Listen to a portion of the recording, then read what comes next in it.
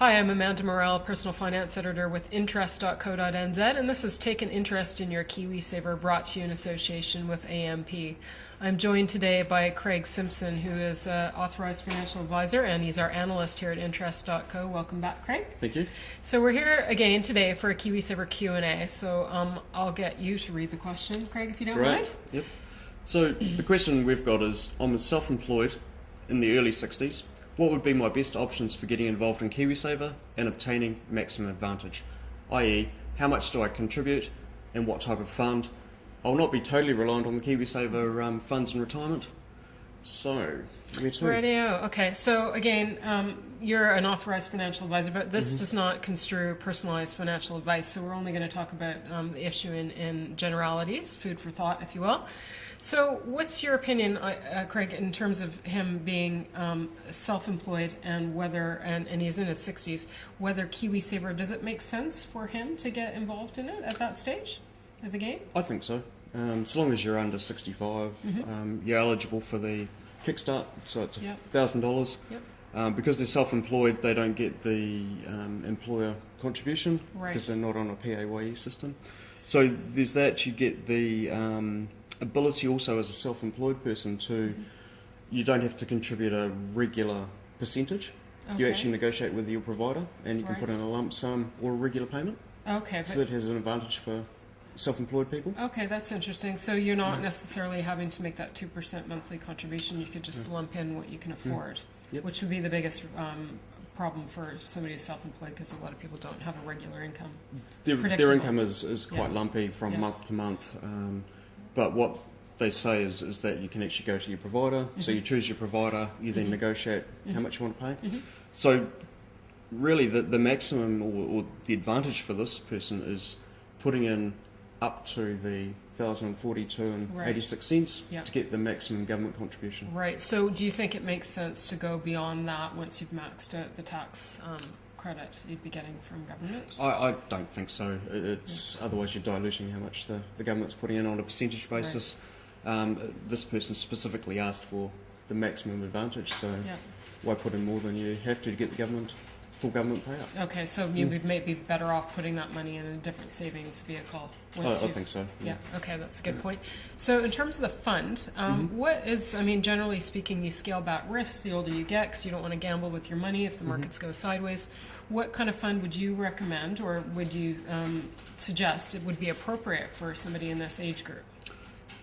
You can't categorise just because you're getting more mature that you should be any less risk adverse or more risk adverse. So knowing the little bit of detail we've got on this particular reader, they say that they're not totally reliant on the KiwiSaver fund. So you could go to the aggressive scale and say, let's try for the next 4 or 5 years, get the maximum return I can, but we balance it off with risk. Right. My view would be slightly different. I suppose my own personal situation is I'm a little bit more cautious. I've been in markets a long time and seen the destruction that it can have. Yep. So I tend to work towards a more conservative in this instance.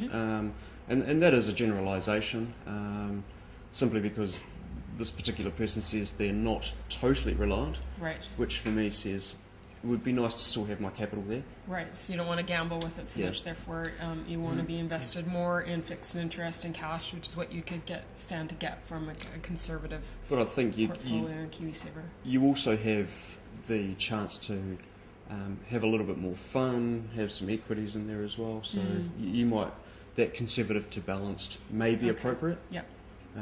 But again, that's where the financial advisor would come in and assess the whole criteria of risk and return and what you're looking to achieve and your whole total financial situation.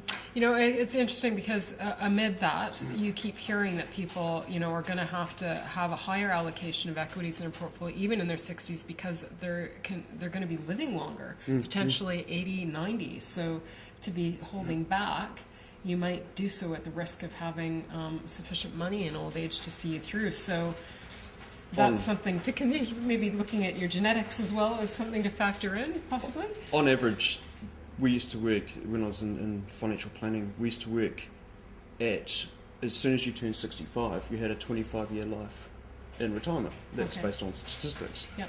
So that takes you through to 90. So you've got to have enough capital at age 90 to run down over time. And a lot of people want to leave money to their kids, so you factor that in as well. Right. Okay. But you're right, you've got to take some risks to build up that asset base, or try and build it up. On the same sort of thought, you can't necessarily take that much risk if you're reliant on that capital. So it's caught between a rock and a hard place, It's really. a tricky place, isn't It it? is. So do you have any other recommendations or possible considerations to weigh up for this particular reader? I think looking at the fees, how much you can pay in, maybe looking for an alternative.